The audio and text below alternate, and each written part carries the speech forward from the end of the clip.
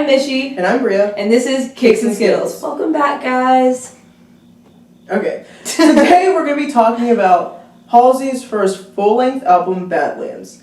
And in an interview with Pop Crush, she said, "It's definitely a new adventure for me. I found myself writing about things that were a little bit more recent, which was a new experience for me. Tapping into things that just happened was kind of anxious, kind of therapeutic, and kind of self-actualizing." So basically this album is just like a story of her life, really. A story of her past experiences and just, how those all have come together to, I guess bring her to the place that she's at now. And she used the Badlands. Another quote that I got from Tumblr, but she used it as like, it's a city like surrounded by desert, and that's what it is. It's like you can't really escape from it. And I think that's just cool. That's awesome. So that's her representation of just like her feelings, her life, the things that have happened, and also like how those things have like really just affected like the people that she's loved. And I think she said that she's lost some of those. Not like they've died, but just like how she's either they're not in her life anymore or like whatever. So yeah, so that's the basis of Badlands. We're gonna be talking about a couple of our favorite songs. It's really hard to like pick favorite songs off this album. The album is actually so solid that it's really difficult for me to narrow it down to like one song that I really enjoy. Just because between like the lyrics and just like the tone of the entire album, it's really beautiful. It's really well written. It's very powerful, really. Mm-hmm. So. I definitely liked Colors. I don't know if Colors was leaked or something because I kept seeing like the lyrics being posted like on Instagram and Twitter, and I was like, I know that's a Halsey lyric, but I'm like, I don't know what it sounds like at all. But I love just the imagery of color and how she used it to describe this relationship with this guy. The lyric that was going around the internet was, "You were red and you liked me because I was blue. You touched me and suddenly I was a lilac sky and you decided purple just wasn't for you." Guys, seriously? Those lines right there are just like, I mean, they're super simple, but like just like the fact that she placed a color on somebody, that blew my mind. And I loved it. I absolutely loved it. Let me see if the other magazine quote, because she actually said that that she used the color blue specifically for a reason. And I wish this interview would pop up because she could explain it better than I can. But while I'm looking at this, Brie, you go ahead and have you thought about your favorite songs or anything? I really love the tone of Castle. I think that has like a great tone because it's still kind of like upbeat kind of in a way. You know what I mean? Like yeah. It kind of had was it like a choir type thing? Yeah. Yeah, and I love how like there's a lot of like religious imagery in that song actually. Even like the use with the choir, I feel like it's like very like symbolic of like religion in a way, just because obviously not like organized religions there are like mass choirs that sing in a very similar manner. So I feel like that's significant. I think that's pretty interesting. I guess I'll say more interesting than like cool necessarily, because like we're part of an organized religion, so it's kind of like we don't like necessarily. I don't like, because this is her story. These are like things that she's gone through. Like I'm not gonna say like, that didn't happen. Like obviously it happened if she was writing about it.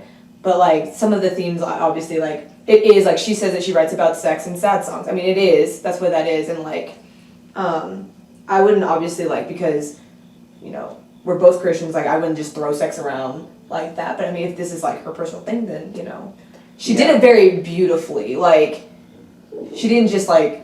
It's done in a way that's like very like it's respectable, just because it is so vulnerable and honest, and I can like we can all have an appreciation for someone who's being like that open, honest, with you about like their personal experiences in their life and stuff like that. So like anybody can appreciate that, and like I really respect that. So that's why I find it so beautiful and powerful, is because like that vulnerability is there, and that's really beautiful. Yeah, shout out and she's to her. Definitely telling a story, and I think that's a great that she's willing to put her life out there like that. Yeah. Shout out to her, because that's not that I'm gonna try to like emulate her life, yeah. I don't think she would like say that that's like what she's going for is like for people to like emulate her life or whatever. She's like literally just trying to just explaining. Yeah, she's just telling her story, and that's beautiful. Like that. Shout out to her for actually being brave enough. Like I know some people like artists do that, but not as like boldly as she has said, like, this is my story. I found that quote, finally. She said that this is what her commenting on the color blue, because she uses blue a lot in the song Colors. She says, "It's just my creative color. It's like so many things at once. It's electric and it's bright, but it's also calm. It's also ethereal. Blue is just an otherworldly color to me. Blue is the sky, blue is the sea. Blue for me represents the unexplored territory." And my favorite color is blue, so for her to I might just paint that quote somewhere. Because that it's true though, blue for some reason is just super electric, but then it's also just wow, it just calms me down. I don't know, it's just, I love it. Yeah, and even unexplored territory, like the ocean. You know what I mean? I just think the ocean, I think it's we know about 10% of the ocean actually, and 90% of it we have no idea what's going on. That's kind of scary, but it's also cool and adventurous. Yeah. But yeah, so that's kind of our favorite, favorite songs. Kind of, because her whole album's just amazing. Brie and I were talking about two of the the song "Hold Me Down," and it was interesting because we both had two different perspectives of it, and I didn't even think about it until because Brie was saying all this religious imagery in Halsey's songs, and I was thinking, what is she talking about? Then I heard castles, and I was like, maybe that's what Brie's talking about, but she didn't even hear castles yet. So what we were talking about was there's a part in "Hold Me Down" that says, "I sold my soul to a 3-piece and he told me I was holy." Now, I thought that was talking about, because Halsey explicitly says that she sings songs about sex, I thought she was saying sold my soul to a 3-piece, she prostituted herself to a guy in a 3-piece suit.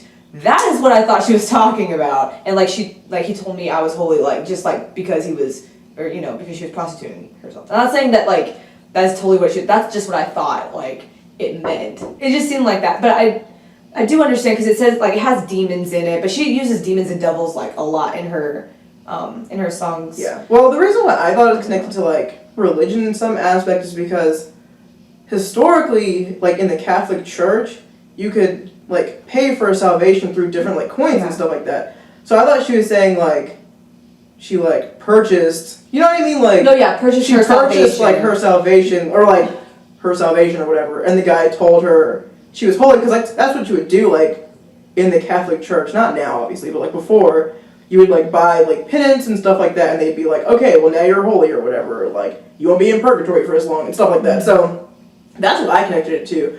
And then even he's got me down on my knees, you're on your knees to pray, for repentance and stuff like that.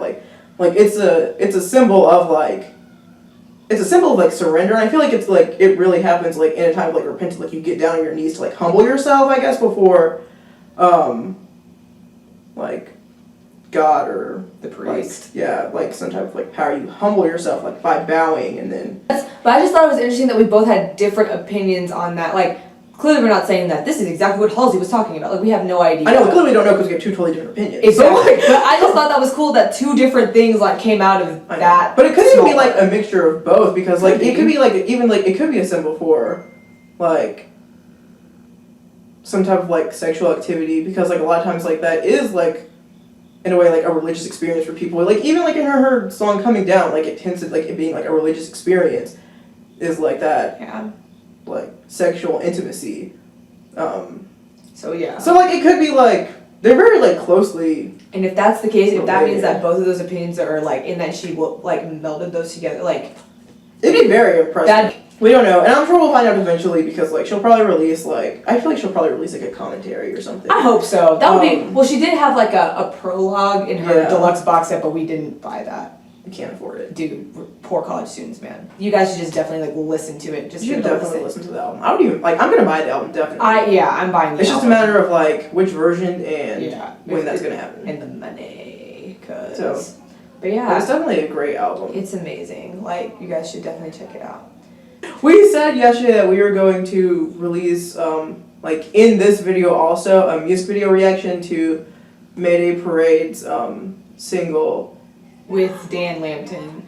It's got a long title. I can't remember what it's called. I know. It's when songs have really long titles, there's no way I'm going to be able to remember them. Yeah. And pretty much, I feel most of my favorite bands have all the time really long titles. Can't Get the Disco. Fall Out Boy, Slaves. They always do the super long titles. And anyways. So we were supposed to do that, but we're actually going to be releasing it separately in a whole separate video. Because it's not going to take that long. You can still expect it from us, but it won't be as part of this video. And those of you who answered the question right about the artist that we were supposed to release, you're still gonna get your prize. Like, you still answered it right. We just like decided to put Mayday Parade in a separate video just because of length, and we don't want to take up too much of your time, and like, so yeah. So you still get that prize if you answered all three of the, or two of those artists, my bad. Yeah. Yeah. If you haven't already, you should check out our official website, which is kicksandskittles.wordpress.com. Check out our Facebook page, Kicks and Skittles. Our Twitter is @Kicks_Skittles. Our Instagram is @Kicks and Skittles, not an ampersand, just AND. And our Tumblr page is kicksandskittles.tumblr.com. Yeah. So yeah, that's it. That's it, y'all. Goodbye. See you later. Thanks for watching. Thank you for watching. All right. All right.